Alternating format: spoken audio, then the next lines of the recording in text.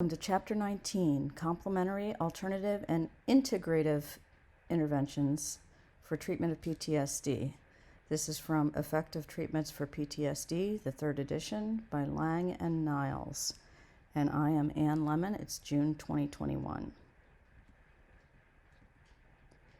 So, CAI, Complementary, Alternative, and Integrative Interventions, sometimes called CAI.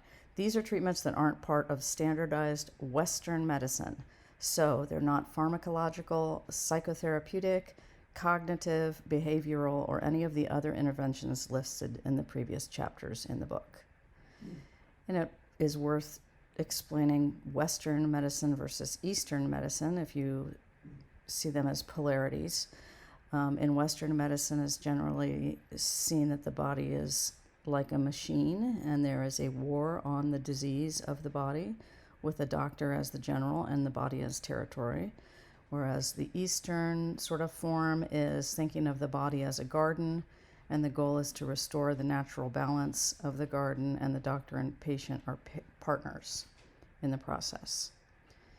In these CAI non-traditional therapies, the definitions are complementary, which means used in combination with established techniques or Western techniques. Alternative means used in place of established techniques. And integrative means a holistic, patient-focused approach to healthcare and wellness that might include both Western practices and more experimental practices, and include the mental, emotional, functional, spiritual, social, and community aspects of the person, treating the whole person rather than just one organ system or one disease. These are also called mind-body treatments because they incorporate elements of both mind and body, and again focus on treating the whole person with the intention of restoring overall health and well-being. Why do people seek these kind of treatments out? This is my friend Margie on the right, who is a sufferer from PTSD, has sought some of these treatments out. People have different reasons, of course, but some people might be looking for alternatives to standard practice, especially people that don't want to take any medication or don't want to go through trauma-focused therapy and relive the trauma for whatever reason. Perhaps there's someone for whom other therapies have not worked. They might want a more holistic approach as part of a whole lifestyle. They might not trust mental health professionals, and actually working with some of these integrative techniques might help people trust mental health professionals more. And also they might have certain symptoms like problems sleeping or, body tension or some specific element that seems like it would be treated best by one of these modalities. Another reason that people seek this kind of treatment out is because they're more or less familiar with it. 20% of those diagnosed with PTSD and 50% of veterans and military personnel use these modalities for other reasons. So someone might already be meditating or doing yoga. CAI modalities are frequently offered and promoted in healthcare systems, in community organizations, and in workplace wellness programs at low or no cost, which makes them attractive. And mostly the side effects are generally positive, so they can't really do a lot of damage. In the textbook, they're grouped into 4 sort of areas: meditation, acupuncture, yoga, and other. And with each one, I'll talk about what it is and then whether or not it's been found in academic or rigorous controlled studies to be efficacious to work. So with meditation, there's a variety of different types of meditation. Some of them have been tested more than others, and some of them have been found to be more effective than others. So MBSR is mindfulness-based stress reduction. Compassion meditation is a form of meditation. MRP, or mantra repetition program, is a form of meditation, and TM, transcendental meditation, has been tested. So these are 4 that have been tested. There are probably more kinds out there.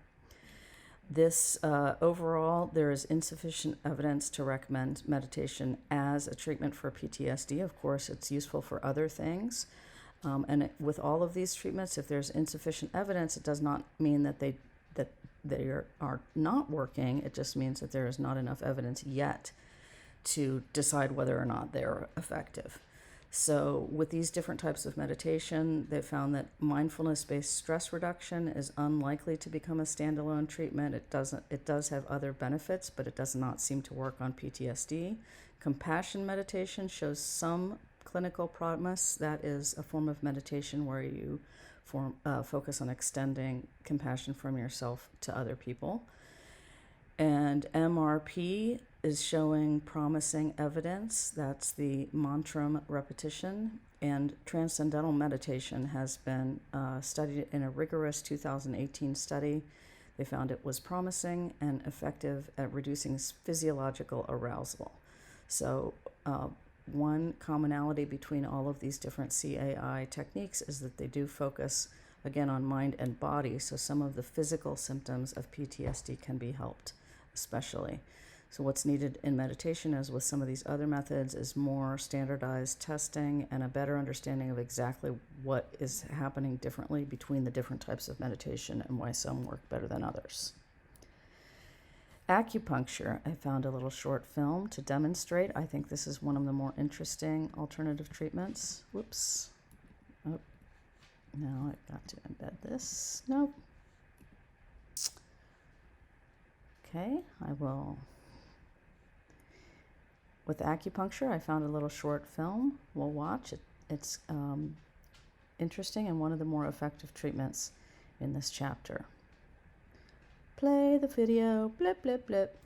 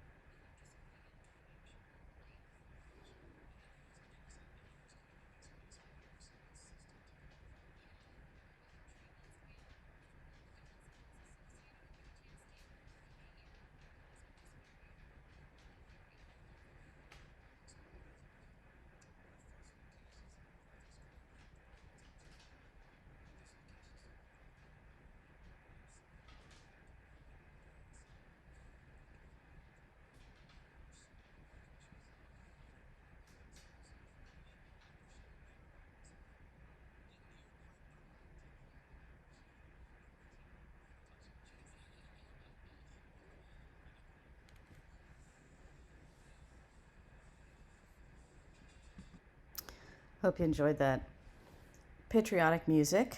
So, acupuncture, more technical definition. For this treatment, there's a National Acupuncture Detoxification Association has created a protocol for PTSD, as they mentioned, which is 5 needles in one ear. The severe PTSD symptoms might require a slightly different form of acupuncture. The healing effects is interesting, can last 3 months post-treatment, so you would have to come back about every 3 months. And one benefit for some people is that it's not exposure-oriented, so it does not require patients to reconstruct the traumatic incidents. There's been testing by the Military Stress Recovery Project, which is a unique program that provides free community acupuncture to veterans and also to their family members, which I thought was nice.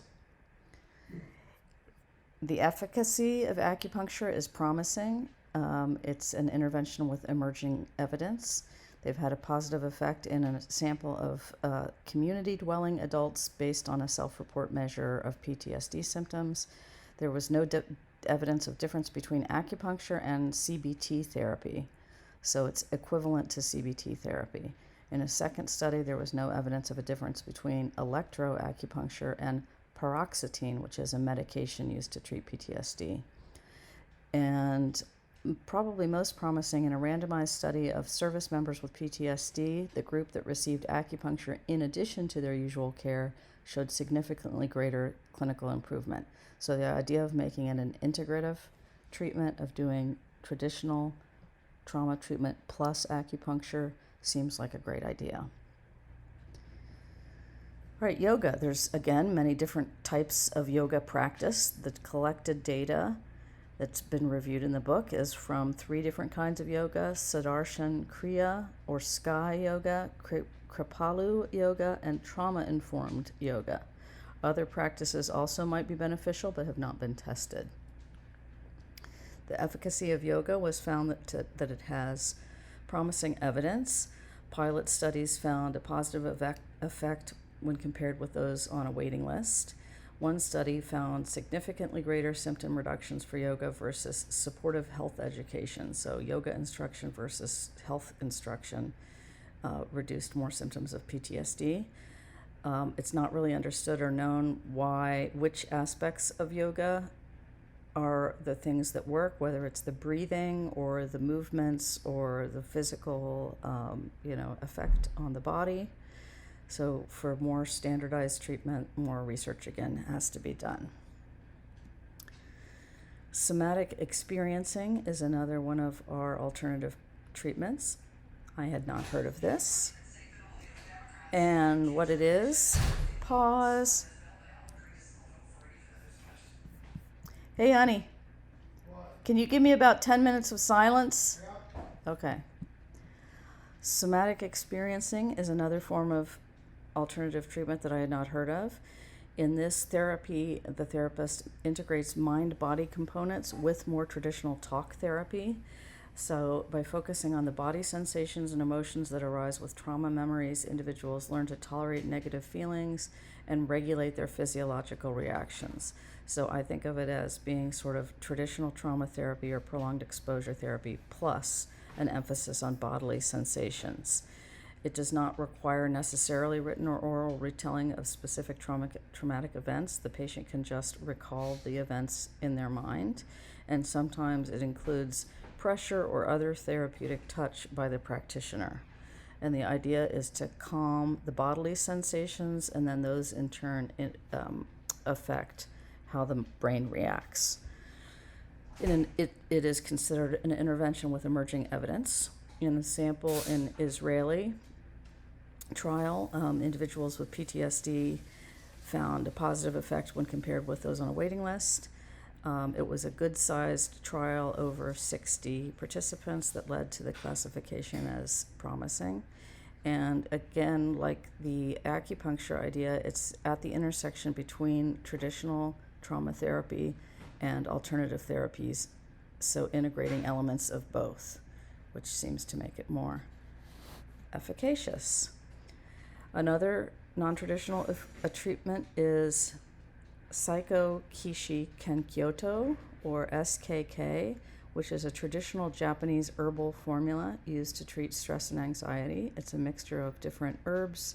I can't pronounce all of them, but there they are, and it's a specific formula in proportion. It's an ancient Chinese medicine called Chaihu Guisi Kanjiang Tang in Chinese. I think I'm probably butchering it, but it's registered in the Pharmacopoeia of Japan as a herbal formula used to treat stress. And again, it analyzed in a controlled trial. Participants that received the herbal formula 3 times a day for 2 weeks were significantly more improved than the control group on the impact of events scale. You can see there. Another form of therapy is group music therapy. One study used a combination of passive and active interventions, including guided imagery, songwriting, singing, playing familiar music, discussing lyrics, and doing thematic percussion improv. And again, this was a relatively informally done study. It was only 17 people. It did show a positive effect when compared with the waiting list, but since it was such a small sample size and kind of an experimental program, it's not enough to tell us much about the effectiveness of music therapy. Another alternative therapy people have been looking at is nature adventure therapy. One study employed a randomized design to evaluate the approach with 22 Israeli veterans with combat-related PTSD, and they had a year-long, weekly 3-hour meeting program of sailing and other ocean-based activities. Unfortunately, again, not enough evidence to recommend it. When the outcomes were compared with 20 veterans who were on a waiting list, it didn't really show a significant benefit. Seems like fun, though. Okay, physical exercise. What it is. Unfortunately, PTSD is also associated with other negative physical health effects like increased morbidity and mortality, including cardiovascular disease. And poor physical fitness overall has been associated with increased symptoms. Evidence suggests that physical exercise supports physical health along with mental health problems. So the current designation for exercise is based on 2 different studies. One was a 12-week integrated program of aerobic and resistance workouts with some mindfulness practices, and the group who exercised showed a greater reduction in PTSD symptoms versus the wait list. Another trial examined the effect of the addition of exercise program, again, to usual care for patients in a PTSD program. Although they did not observe improvement in the PTSD symptoms, they saw additional benefits like a reduced waist circumference and improved sleep quality. So, as I mentioned at the beginning, some of these therapies, even though they might not reduce PTSD symptoms, have positive side effects like better sleep. Although in physical exercise, these studies, there was insufficient evidence to recommend, both because they were small and because they didn't have significant data, and a lot still remains to be understood about the impact of physical activity on people with PTSD. There might be some different means which aerobic exercise helps reduce symptoms, and future studies should try to focus on integrating again the exercise programs with existing therapies. So overall, looking at all these different CAI, complementary, alternative, and integrative therapies, there were 3 that were found to be to have emerging evidence: acupuncture, yoga, and the PsychoKishi and SomaticExperiencing. So really 4 different techniques, and whereas meditation, electroacupuncture, group music therapy, nature adventure therapy, and physical exercise, there's not enough data yet to really definitively recommend them. So the pros of all of these alternative therapies are that, well, for one thing, they all need better rigorous studies 3 treatments again, acupuncture, yoga, and somatic experiencing are cautiously recommended as interventions. It's likely that as more evidence grows, more of them will be proven effective.